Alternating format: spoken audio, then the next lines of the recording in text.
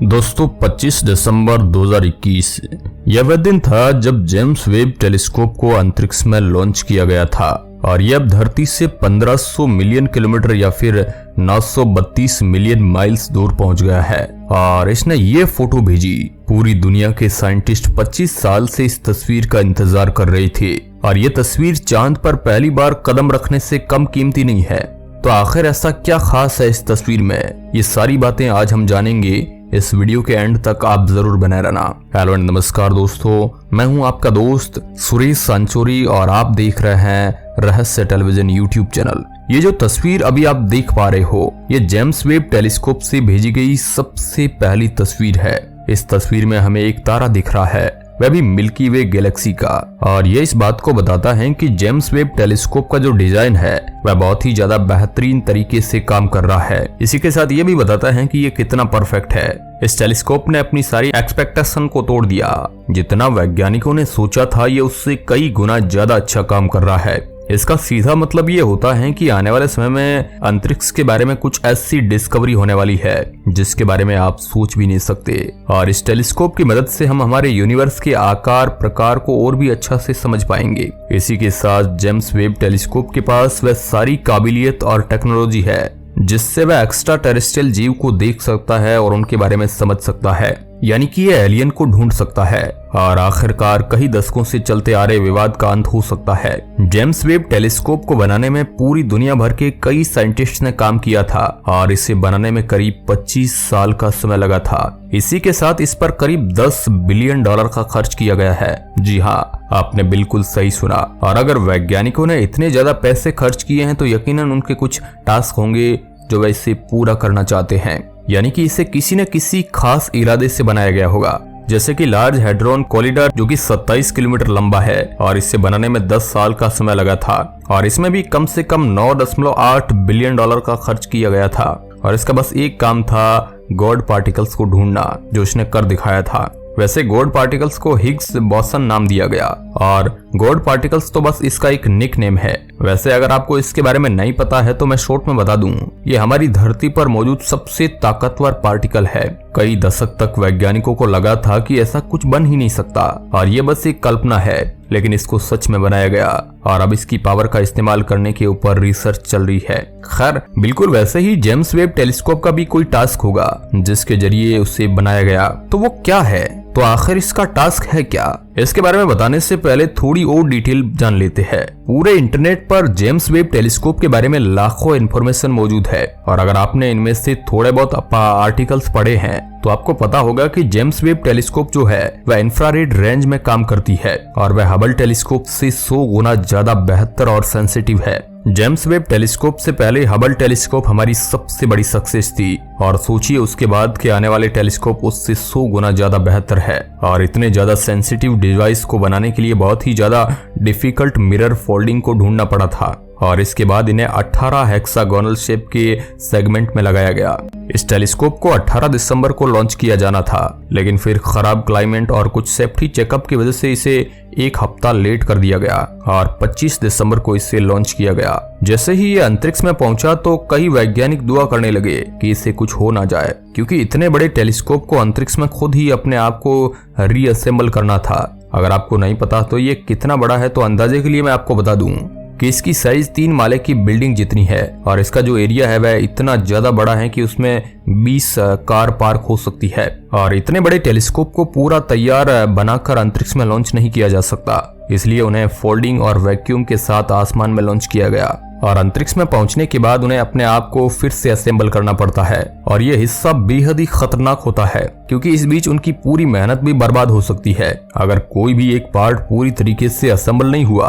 तो इसी के साथ इस टेलीस्कोप पर जो भी मिरर लगाए गए हैं उन सबको एक जगह पर फोकस करना रहता है और इसकी एक्यूरेसी बहुत ही ज्यादा कमाल की होती है। मैं आपको बता दूं कि इनका फोकस इतना परफेक्ट करना होता है कि उनका जो सेंटर पॉइंट का जो रेडियस होता है वह हमारे बाल से भी ज्यादा छोटा होता है। इससे आप अंदाजा लगा सकते हो कि ये बिल्कुल भी आसान काम नहीं है, पर किस्मत से सब कुछ सही हुआ और इसने सूरज की रोशनी को 1 मीटर के बिलियंथ टाइम्स छोटे रेडियस पर फोकस किया। और सबसे बड़ी गुड न्यूज फरवरी को आई जब पता चला कि इसने अपने आप को पूरी तरीके से असेंबल कर लिया है। और उसके बाद उसने 2 तस्वीरें खींची। एक ये थी जिसमें लॉनली स्टार HD 84,406 दिख रहा है। और उसके बाद उसने उर्सा मेजर कॉन्स्टेलेशन का भी फोटो लिया। ये फोटो बस टेस्टिंग के लिए खींचे गए थे, लेकिन उसके बाद भी कई लोग इस फोटो को देखकर बिल्कुल ना खुश हुए थे और उन्हें लगा था कि इतनी महंगी टेलीस्कोप होने के बाद भी ये बस ऐसे फोटो खींच रही है, जबकि पूरी तरीके से रेडी नहीं थी। उसके बाद भी उसने काफी कमाल की फोटो खींची थी। इसके बाद वैज्ञानिकों ने इसकी और भी कुछ टेस्टिंग की और फिर फरवरी 2022 में इसने असली तस्वीर खींचना शुरू कर दिया। इसने करीब 1500 तस्वीरें खींची, जिनको ज्वाइंट करके एक बड़ी सी तस्वीर बनाई गई। आपको नहीं पता होगा, लेकिन आप किसी भी स्टार की या फिर प्लेनेट की जो तस्वीर देखते हैं, वह बस एक तस्वीर नहीं होती बल्कि कई तस्वीर खींची जाती है और फिर उन सबको ज्वाइंट करके और कंप्रेस करके एक तस्वीर बनाई जाती है। ये टेलीस्कोप से बहुत ज्यादा दूर होते हैं, इसलिए इनकी एक तस्वीर खींचना पॉसिबल नहीं है। जैसा कि आपको ये जो तस्वीर हमने शुरुआत में दिखाई थी, इसे बनाने के लिए पहले तो 1500 बहुत ही ज्यादा हाई क्वालिटी तस्वीरें खींची गई थी, जिसे उसने 10 नेरकैम डिटेक्टर के जरिए जनरेट किया था और उसके बाद धरती पर करीब 54 GB का रो फाइल भेजा गया। जी हाँ, आपने बिल्कुल सही सुना। और ये वाला रो डाटा तो फिर भी प्रोसेस था, जिसे प्रोसेस करने में जेम्स वेब टेलीस्कोप को करीब 25 घंटे लगे थे और अभी तक भी पूरी फोटो बनकर तैयार नहीं आई थी।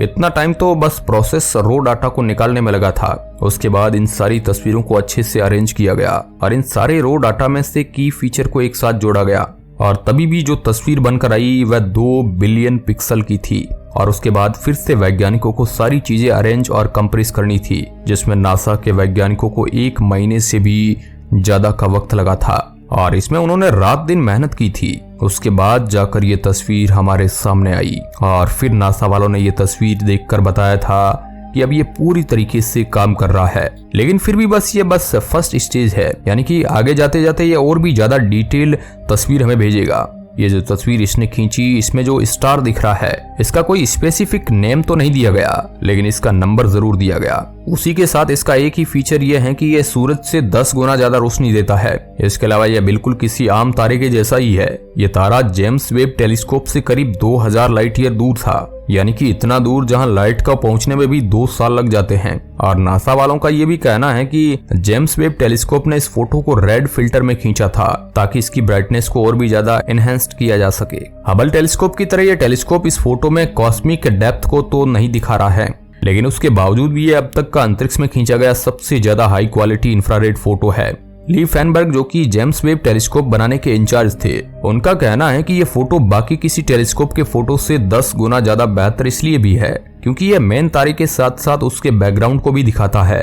जैसे कि आपको ये दिख रहा होगा, इसके बैकग्राउंड में कई और तारे दिख रहे हैं और गैलेक्सी भी, और ऐसा चमत्कार कोई भी और टेलीस्कोप नहीं कर सकता। और कई बार तो फोटो का बैकग्राउंड भी होता है जो कि उसे आउटस्टैंडिंग बनाता है। और यहाँ पर भी ये एक कमाल का पॉइंट है जो बताता है ये कितनी ज्यादा पावरफुल टेलीस्कोप है। और इस बैकग्राउंड में गैलेक्सी तो 5 बिलियन लाइट ईयर दूर है। और इस फोटो को खींचते वक्त वैज्ञानिक बस यही देख रहे थे कि जेम्स वेब टेलीस्कोप कितने अच्छे से फोकस कर सकता है, और इसलिए भी उसने 5 बिलियन लाइट ईयर दूर गैलेक्सी की फोटो खींच निकाली, वह भी बस बैकग्राउंड में। और आगे आने वाले महीनों में इसके मिरर में और भी कई चेंजेस किए जाएंगे ताकि फोकस को और अच्छा किया जा सके। जेम्स वेब टेलीस्कोप को एक टाइम मशीन कहा जाए तो इसमें भी कोई गलत बात नहीं होगी, क्योंकि ये आगे आने वाले सालों में हमें बहुत ही ज्यादा हाई क्वालिटी की तस्वीर देगा। लेकिन उसी के साथ ये अपने एडिशनल पार्ट्स की मदद से कई साइंटिफिक डाटा को भी कलेक्ट करेगा। और वैज्ञानिकों का मानना है कि साल 2022 के ही एंड तक ये हमें काफी शॉकिंग साइंटिफिक डिस्कवरी करके दिखा सकता है और आगे आने वाले 1-2 साल में यूनिवर्स की शुरुआत तक का सफर तय कर सकता है। इसी के साथ हमें ये और भी कई सारी चीजें बता सकता है, जैसे कि सबसे पहले गैलेक्सी कैसे बनी थी, सबसे पहले स्टार का क्या हुआ था, और ब्लैक होल असलियत में क्या चीज है। ये सारी इंफॉर्मेशन ये गैदर करने वाला है। सुपरमैसिव ब्लैक होल्स कैसे बनते हैं, पूरे यूनिवर्स में कितनी गैलेक्सी मौजूद है और नई गैलेक्सी कैसे बन सकती है, ये सारी चीजें हम इससे ही पता लगाएंगे। वैज्ञानिकों का कहना है कि ये इतनी ज्यादा हाईटेक है कि इसके बाद यूनिवर्स में बस कुछ % चीजें ही होगी जो हम नहीं देख पाएंगे, और आगे आने वाले टेलीस्कोप होंगे वो उन कुछ % चीजों को भी देख लेंगे। और ये ह्यूमैनिटी के लिए एक बहुत ही बड़ी छलांग है। आगे आने वाले सालों में हम इसके द्वारा किए गए शॉकिंग डिस्कवरी का बस इंतजार कर रहे हैं। आप इस मुद्दे पर क्या सोचते हैं, कमेंट के माध्यम से हमें जरूर बताएं। धन्यवाद।